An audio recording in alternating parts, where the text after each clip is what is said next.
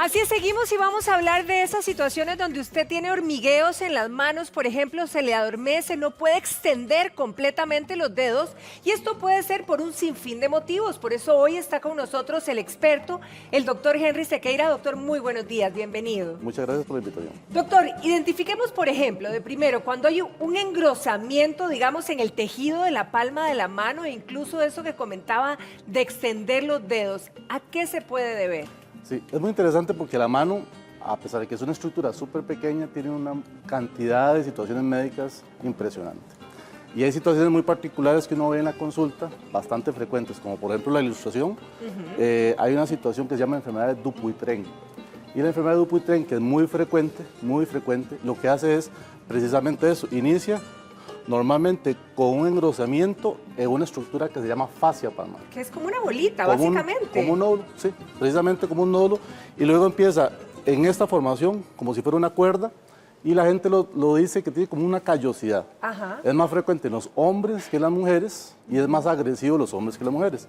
La situación es que esas cuerdas empiezan a hacer esto, que empiezan a hacer una flexión anormal de los dedos. Como que nos jalan los dedos. Exacto. Empieza Ajá. inicialmente desde el quinto dedo, lo va atrayendo hacia la parte de la palma y el problema es que esa persona eventualmente no puede ni siquiera abrocharse la camisa, meterse las manos en la parte del pantalón, cerrar o hacer la parte de prensión porque el dedo está flexionado. No es un problema del tendón, es una estructura facial. Eso le iba a preguntar, que si era del tendón. No. Ahora, ¿esto se da inmediatamente o es un proceso a largo?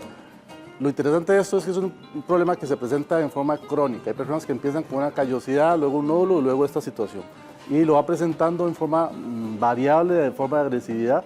Hay ocasiones donde es muy agresivo, principalmente en los hombres, pero el tema es que puede ser paulatino. Y el tratamiento consiste con tratamiento médico, muchas veces uno lo infiltra, hay situaciones de medicamentos que se infiltran para mejorarlo. ¿Y dónde se infiltra en ese caso? Se Justo infiltra donde están los nudos. en la banda. Ok. Se infiltra en la banda.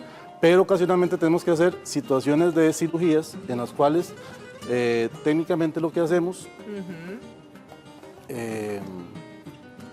es una cirugía en la cual se llaman zetaplastías, que hacemos estos procedimientos quirúrgicos para transponer las estructuras. Y ahí vuelven a estirar los dedos. Sí, lo que pasa es que hay que hacerlo en forma temprana porque si no, el dedo termina con una posición viciada y flexionada. Entonces sí Se es nos queda necesario. deformado, digamos. Ok, ¿qué pasa cuando sí es el tendón de la muñeca? ¿Qué es lo que pasa en nuestra, digamos, en esta composición? Como te digo, digamos, hay en la estructura de la mano, anatómicamente hay diferentes estructuras. Nuestra mano es como si fuera una marioneta. Cerramos por los tendones flexores Sí. y estiramos por los extensores. Entonces, estos tendones flexores, ¿Cuáles son los tendones? ¿Los blanquitos o los rojitos? los blanquitos, termina Ok. la parte muscular y termina la parte tendinosa. Y muchas veces se hacen estructuras muy interesantes, se llaman tenosinovitis, que son nódulos. Se hacen nódulos en los deditos, en la parte tendinosa, perdón, Sí. y esos nódulos hacen que cuando la persona flexiona el dedo, se queda pegado. Y el paciente dice, es que hago así, pues se denomina dedo en gatillo. Ay, Dedo en sí, gatillo eso es muy se común queda, oírlo. sí, se queda pegadito el dedo en una estructura que se llama un túnel, porque este tendón, cuando el tendón va para acá y tiene un nódulo, se queda anclado en la estructura Se tendinosa. queda como pegado, por eso sentimos que el dedo nos queda como ahí, Sí, se queda tiesillo. pegado. Ahora, ¿hay manera de revertirlo, doctor? Claro, se opera o se infiltra, igual. Igual, Porque el problema cirugía, es que es un ajá. proceso inflamatorio. Es un Ok. proceso inflamatorio, entonces lo que hacemos es una infiltración en la zona del tendón que está inflamado para tratar de reducirlo. Y si no se reduce, lo que hacemos es seccionar esa banda que lo está limitando. ¿Con la infiltración curamos o es por un tiempo determinado por lo que es inflamatorio? Es una tenosinovitis, es un proceso inflamatorio del tendón. Entonces, se da muy frecuente en las personas que son, por ejemplo, digitadoras, en la persona que tiene mucha manualidad, Ajá. donde la discusión del tendón en forma constante hace que se inflame por irritación. Entonces, se inyecta, se manda al paciente a reposo, mejoran, pero algunos terminan con cirugías. Ok. ¿Qué pasa en el caso del túnel carpal, que es tan reiterado en muchos pacientes, doctor? Esa es otra patología, otro problema bastante frecuente. Ajá. Es una situación, por ejemplo, que a Ahí nivel estamos. del hospital lo vemos frecuentemente. En la mano, en la muñeca, esta es la parte donde se atrapa el nervio. Pasan por ese túnel, que es una estructura como una membrana que pasa por acá. Por Pasan, eso se llama túnel. sí, pasan 10 estructuras. Wow. 9 tendones y el nervio.